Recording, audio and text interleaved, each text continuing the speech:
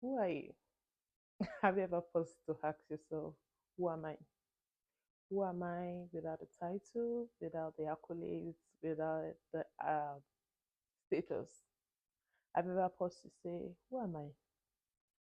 Not what do people say I am, because that's a misconception. Who am I? Who am I? Who does the Lord say I am? Who am I? Because the truth is that oftentimes when I am privileged to sit down and ask people, introduce yourself, tell us who you are. You hear people telling you, "Oh, my name is," um, um, the married ones will say, "Oh, I am Mrs. I am Mister. I'm from this place. I'm from that place." And by the time they are done, you can't really put a hand on who they are because who you are transcends your title, your status, or who people think you are, or the accolades that you may have gathered for yourself. You know, we Africans, I once met a chief professor, evangelist.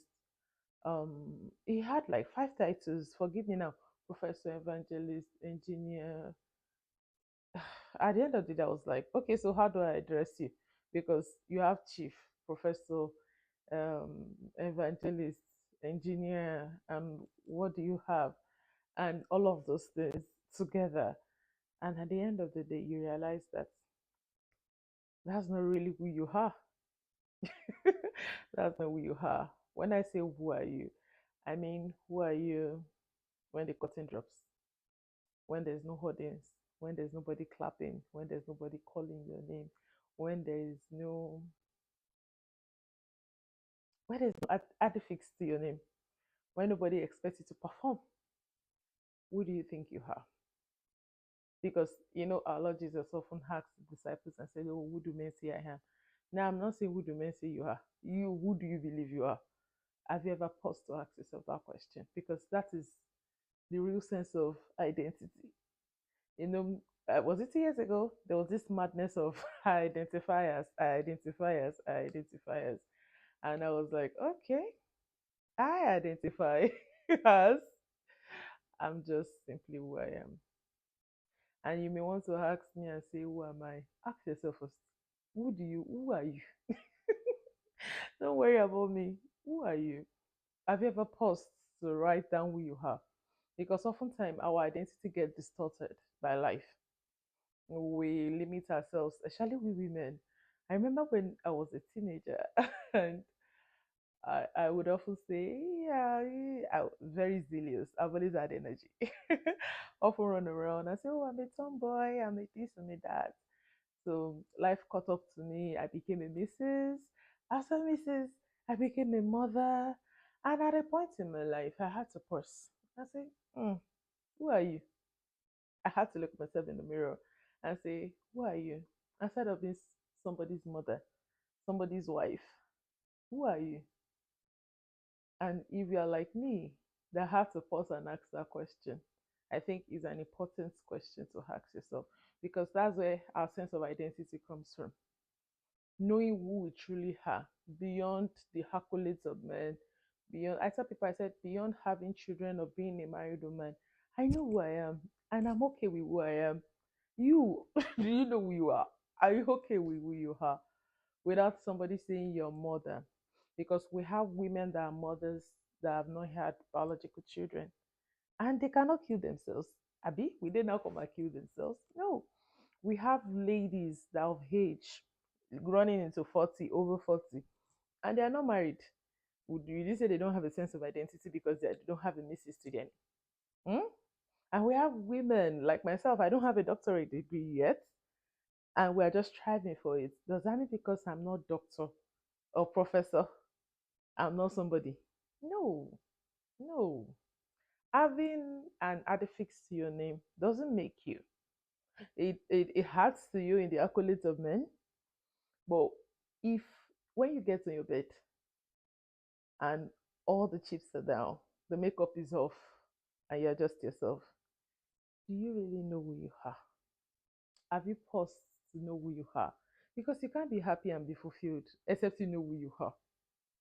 So if you ask me and say, oh, Jola, enough of the question, who are you? I derive who I am from the identity of who created me, as the way my children derive the identity from me. Because the truth is that when you have a child in this world, the parents give them a sense of identity. We give them their names and we say, oh, your name is going to be Soteria because the Lord revealed that you are deliverance, you are healing, you are prayer, and you are everything good that is going to come our way. And so the child comes to life with that knowledge that, oh, I am Soteria. And you begin to build their sense of identity. But we don't build identity based on material things. We don't build identity based on accolades. What then do we build identity based on? We go back to the manual. When I was created, there was God who said, when I was in my mother's womb, He knew me. Before He even formed me, He already ordained me. As in, when I think about those words, I imagine God being so, I don't want to use the word romantic, but God is romantic. Like, I don't want to, God is so sweet. God is so intentional. He told me who I was before I even was created. Like, imagine now somebody saying, oh, before I even met you, before you even knew you're going to be, I already ordained you. I already knew I was going to fashion you. I already see, it doesn't matter anything, anyhow. I know who you are. So oftentimes I pause and I ask God, God, who am I? And when it says daughter, I know we're about to have a deep conversation. And so, if you are new to this Jesus thing, I'll tell you to catch up first. And if you don't even know this Jesus, I'll say you're missing. Mm. Because for me, it's a lifestyle. That's where I get my sense of worth. That's where I get my sense of identity. That's where I get my sense of being. Imagine God telling me that I was created in His image, in His likeness. Imagine. Can you fathom? Because sometimes I tell people, I say, see, if you pause to think about God's intentionality, eh? God's intentionality about us, I pity people that don't know God. I'm like, so you wait for somebody to tell you who you are, or you have to read a book. Remember, I used to be a novel freak. I still read books, but not as much as I used to. Movies do it for me now. And you read all those unnecessariness, and then somebody's telling you all those sweetness, and then you find out that the person telling you who they think you are don't even know who they are. Imagine that rubbish.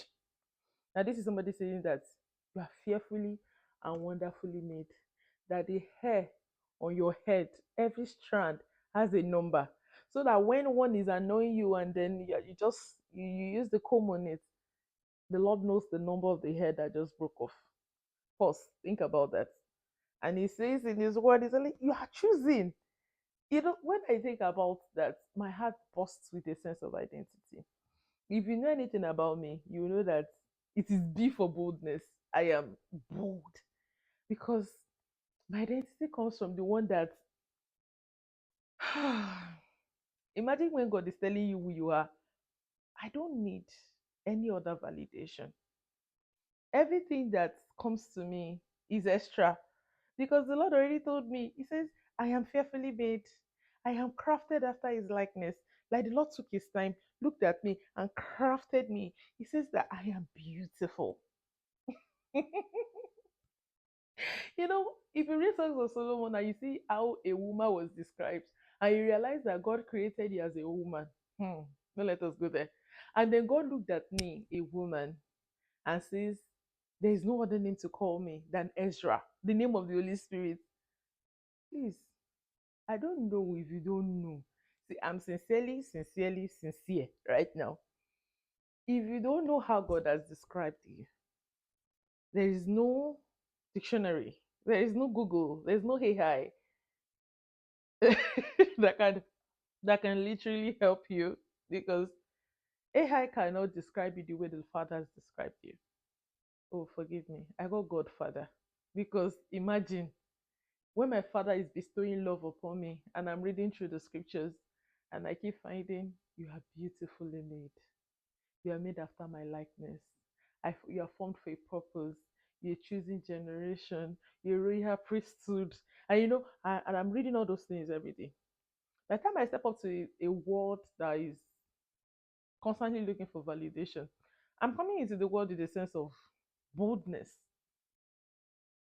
Because when you ask me who I am, I look at you in the eye, whoever you are, and I say, Yee, I am Haba's favorite daughter. I don't know who you are. I am his favorite daughter.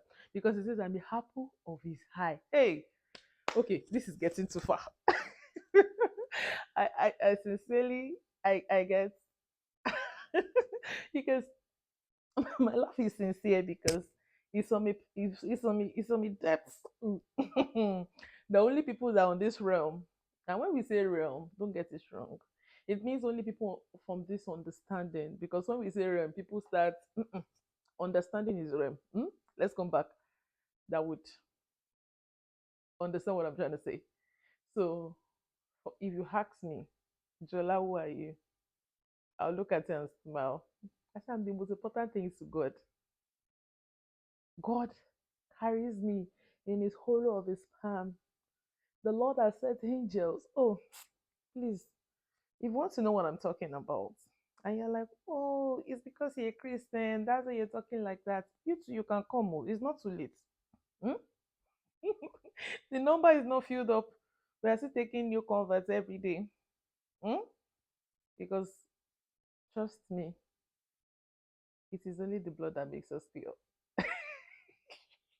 I'm really very playful today, because the truth is that when you come to Christ, it says all things are passed away.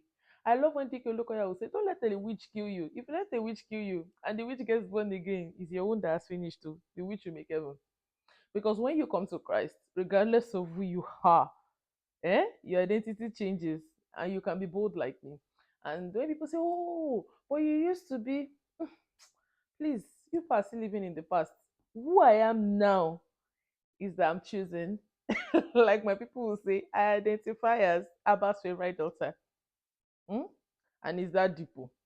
Because when you say I'm somebody's favorite daughter, imagine that. Just imagine. Now imagine God. I'm God's favorite daughter. Because that's who I am. Hmm? In summary, who are you? No, no, no, no. Pause. Who are you? Can you speak as boldly as I am speaking right now? Who are you? As my favorite pastor would say, hmm? And the Lord has helped. I'm the one the Lord has lifted, and I can't be stopped. Can you say God is helping you? Hmm? Hmm? Hmm?